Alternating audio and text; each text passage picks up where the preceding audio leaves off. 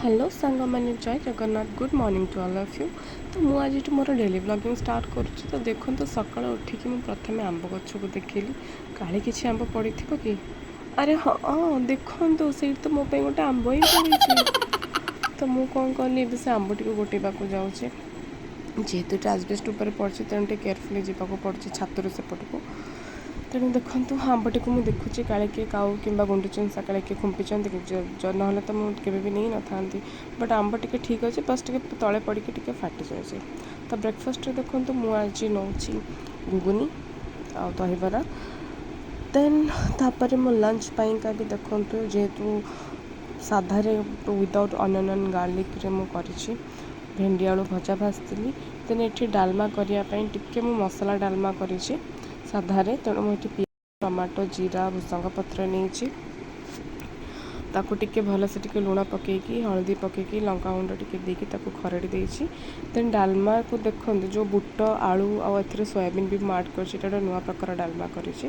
Then ताकू से छुंक दूचे भल से छुंक देकी ताकू बस टिके देखो टिके देखई दूचे आपण मान काले तो लुकटा आपको भल लगे। देन देखो लंच रे मुझे राइस आंब पापड़ डालमा देन तापर टिके जीरा लंका गुंड आड करिछि।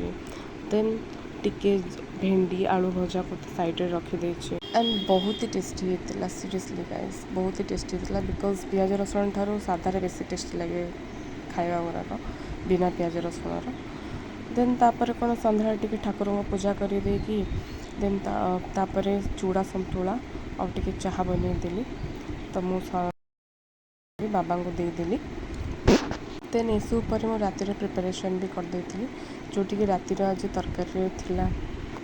तो मटर आलू चकुली पिठा जेहेतु आज रातिर बनवार थिला तो से देखो मुझे बहुत सिंपल जिनस ऐड करमीक अदा रसुण छेचा और टमाटो पियाज दे देछि। देन टिके धनिया गुंड जीरा गुंड ऐड करिछि। देन तापर टिके ताको मसला को टिके भल से चलैछि टिके पानी देकी ताको टिके समय सिम रे ताको बसई देकी तादरे मसला टिके फुटी हे आसला परे तादरे आलू देन मटर को ऐड करदेली। तापर टिके से मसला सुखा मसला पाइंका मु जीरा गोलमरिच को टिके भाजिकी गुंड करी से पकईदेली।